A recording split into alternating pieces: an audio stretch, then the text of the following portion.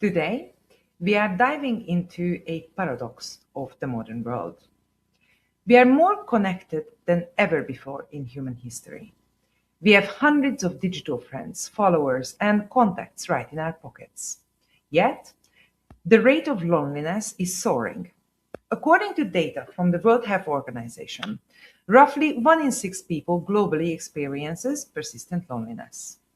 In the United States, that number spikes dramatically, with nearly 58% of adults classified as lonely, while Beyond Blue reports that 30% of Australians experience chronic loneliness. So, why do we feel so incredibly isolated in a world full of people?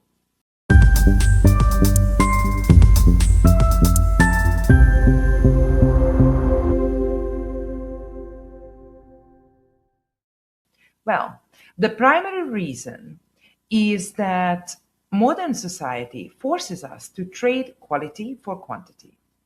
We live through structural shifts that drive us apart.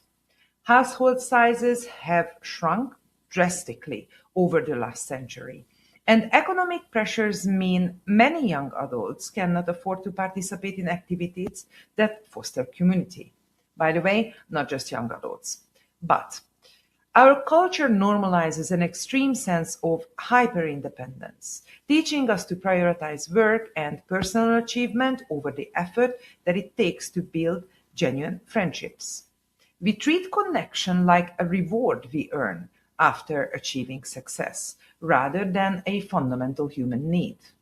We are programmed to be in constant competition with each other rather than focusing on peaceful coexistence and cooperation.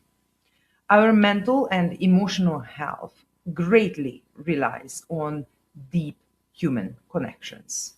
It is a fact. From an evolutionary standpoint, isolation equals danger. When we lack deep, meaningful bonds, our nervous system enters a chronic state of stress and it raises our cortisol and our adrenaline. And that impacts our overall health as well in the long run in a very negative way. We know that. Various research into the impacts of chronic loneliness estimates that chronic social disconnection carries a mortality rate equivalent to smoking up to 15 cigarettes a day, increasing the risk of premature death by 26% and the risk of dementia by 50%. Now, true connections are medicine. We need each other. It releases oxytocin and dopamine. We know that, which actively lowers stress and boosts our immune system as well. Collecting hundreds of superficial acquaintances does nothing to protect our mental health. We are wired for quality and not for quantity. To understand why quality matters so much, let's take a look at a fascinating concept called Dunbar's number. First proposed in the 1990s by a British anthropologist, Robin Dunbar. This number is the suggested cognitive limit to the number of stable social relationships a person can comfortably maintain. And that maximum limit is roughly, that said, 150.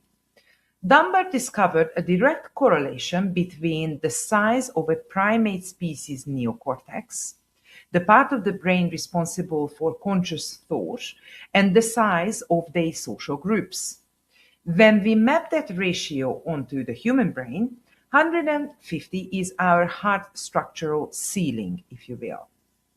Now, what is a stable relationship? Well, it basically means that we know exactly who the person is, how they relate to us, and how they relate to everyone else in our circle. It's the maximum number of people we would be comfortable with saying hello to or grab a coffee with if we bumped into them. But here is the real secret to quality.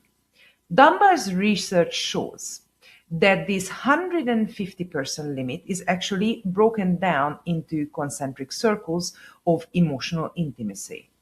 The fewer people in a layer, the deeper the connection. So first, we have our support circle. That is about 5 people, roughly.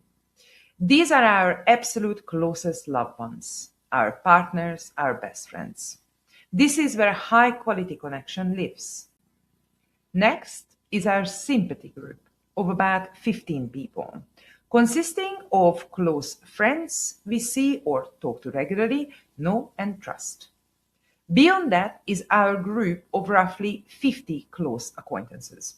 The people we would invite to a milestone celebration, for example, or we would choose from this group to share specific experiences with on a broader scale, maybe to ask for specific advice or help, and so on. And finally, there is our full social network that includes our casual social network as well. And all of this together is the absolute limit of our stable relationships, according to Dunbar's research. Now, from a neuroscientific perspective, we simply cannot love everyone equally. We talked about this, we discussed this earlier, we know that this is a fact. Maintaining a bond requires immense brain power to track memories, preferences, and emotional histories. Now, when we try to chase quantity and spread our emotional energy across hundreds, or in some cases thousands of people, our prefrontal cortex experiences cognitive overload.